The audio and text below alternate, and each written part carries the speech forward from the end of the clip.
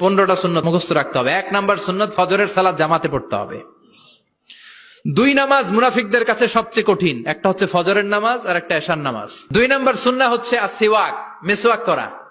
মাতফারাতুন লিল ফাম মারদাতুন লিররাব, মেসওয়াক করলে দাঁত পরিষ্কার থাকে, আল্লাহ খুশি হয়ে যায়।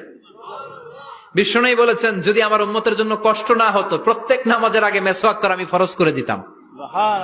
মেসওয়াক ছিল বিশ্বনবীর জীবনের শেষ আমল। এই মেসওয়াক করে বিশ্বনবী শেষ নিঃশ্বাস ত্যাগ করেছেন। বিশ্বনবী বলতেন নি'মা সিওয়াকিয়াজ যাইতুন ফাইন্নাহু সিওয়াকি ওয়া সিওয়াকুল আমবিয়া মিন ক্বাবলি। যাইতুনের ডালের মেসওয়াক কতই না ভালো, কারণ এটা দিয়ে আমিও মেসওয়াক করি, আমার আগে সব নবীরাই যাইতুনের ডাল দিয়ে মেসওয়াক করেছে। সুবহানাল্লাহ। 3 নাম্বার হচ্ছে দুহুন, তেল মালিশ করবেন। বিশ্বনবী যাইতুনের তেল চুলে আর গায়ে দিতেন। বিশ্বনবী বলতেন ওয়াদাহিনু ফাইন্না ফিত তাদহিনে বারাকাত, তেল খাও, তেল দাও, তেল মালিশ করো, তেলের ভেতরে আল্লাহ বরকত ঢুকাইয়া দিছে। সুবহানাল্লাহ। 4 নম্বরে আত্তিব, জুমার দিনে সুগন্ধি লাগিয়ে যাওয়া সুন্নাত।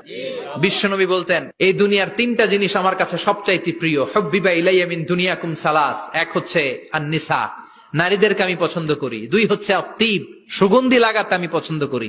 বিশ্বনবীর কেউ সুগন্ধি হাদিয়া দিছে, বিশ্বনবী নেয় নাই, এরকম কোন ঘটনা ঘটে নাই। আল্লাহু আকবার। আবার বিশ্বনবী বলতেন আরবাউন মিন সুনানিল মুরসালিন, 4টা সুন্নাত সব নবীদের সুন্নাত। 1 নম্বরে আল হায়া মানে লজ্জা।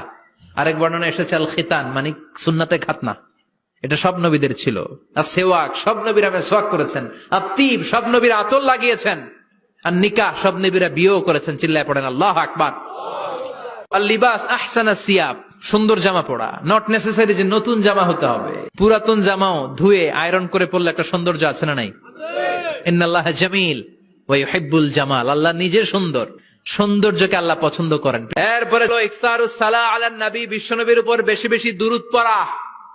বিশ্বনবী বলতেন জুমার দিন শ্রেষ্ঠ দিন, এই দিন আমার উপর বেশি বেশি দুরূদ পড়ো। ফাইন্না সালাতাকুম মা'রুদাতুন আলাইয়া, কেননা তোমরা যে আমার উপর দুরূদ পড়ো, আমি মরে যাওয়ার পরে এই দুরূদগুলো কে পাঠিয়েছে তার নাম, তার বাবার নাম সহ ফেরেশতারা আমার কবরে দিয়ে আসে। সুবহানাল্লাহ।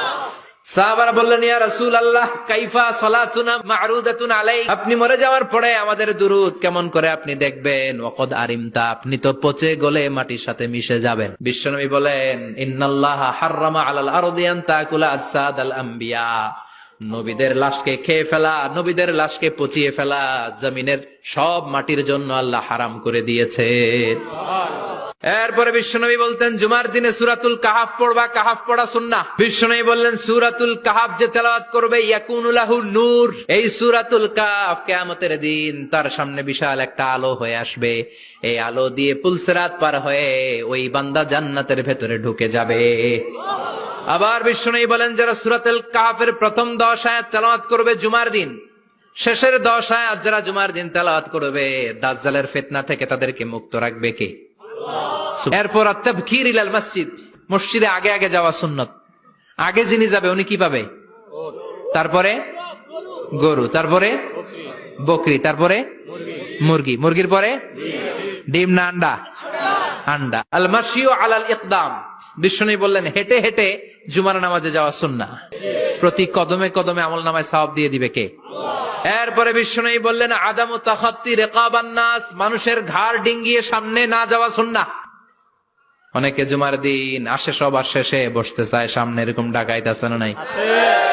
বিশ্বনবী জুমার খুতবা দিচ্ছেন, হঠাৎ এক সাহাবী সব সাহাবীর ঘাড় ডিঙ্গিয়ে ডিঙ্গিয়ে সামনে আসতেছে বুলেটের মতো।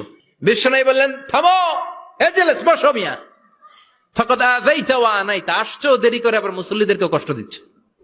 যেখানে জায়গা পাবেন ওইখানে বসবেন, মানুষের ঘাট ডিঙ্গিয়ে সামনের কাতারে যাওয়া এটা ঠিক না।